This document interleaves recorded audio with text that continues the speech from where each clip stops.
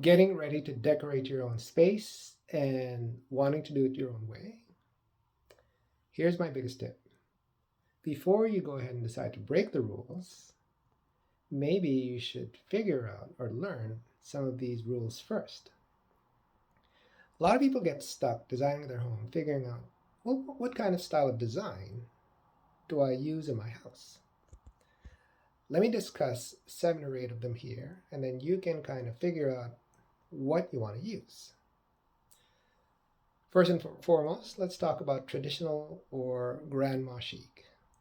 This is a style of design that you would find, for example, in a TV series like Downton Abbey.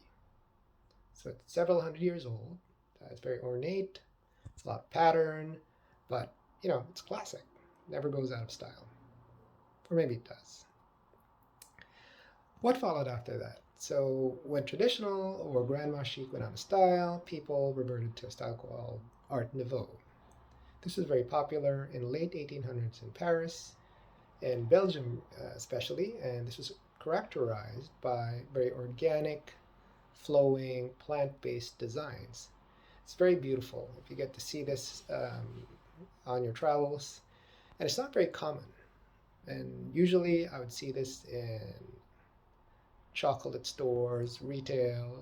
It's not usually used in homes because it's very, very unusual. What's more commonly used is the style that came after Art Nouveau, which is Art Deco.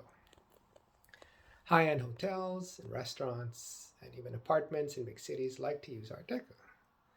Art Deco was a reaction actually to Art Nouveau, which was very flowing, very fluid, very organic. Art Deco represented progress, technology, and everything that was modern. It was the early 1920s, 1930s. So as you can imagine, everything was linear, straight. There's a lot of steel, glass, and leather. I find it to be very masculine, but for whatever reason, Art Deco has endured, and it's still one of the most used styles, even though it tends to come in and out of fashion. But you'll find that a lot of the high-end restaurants, hotels, even houses, they like to use Art Deco. It's always a classic. What followed Art Deco in the 1950s and 60s was mid-century.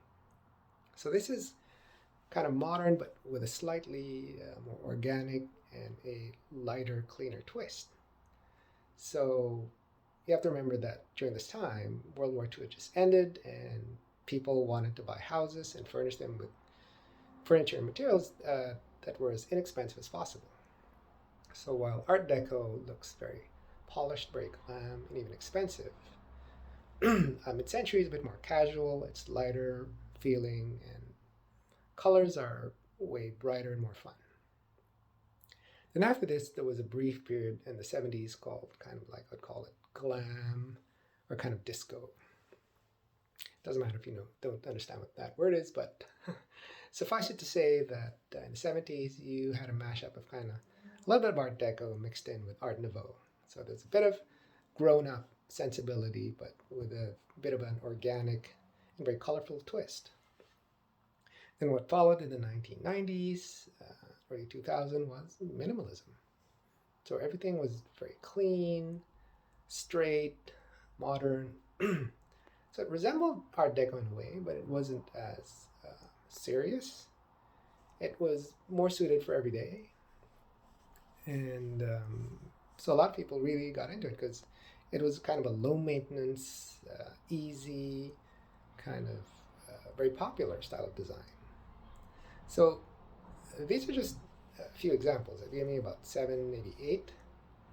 And knowing what each looks like gives you an opportunity to say, hey, you know what, I think I'd like to be a little bit of this, a little bit of that. Or maybe you might want to go full bore and just go one style. Maybe just go mid-century like some of my clients like. Or maybe go granny chic, which is kind of in right now. Or maybe if you're like a few unique individuals, none of these may work. Or you may want a mashup of everything. You see, kind of magpie or eclectic design is also a thing, in that you kind of collect and furnish your homes from all over the world or all over your travels. Now, if you're going to attempt something like this, then you may want to consult a professional because they can guide you, especially because a lot of people who have no experience with design get certain things wrong, like proportion, size, layout, flow, that kind of thing. Like I said in one of my videos before, you don't know what you don't know. So if you're going to go your own path, maybe consult a professional. They can give you some ideas, insights, and then you can decide what that unique or individual path of yours looks like.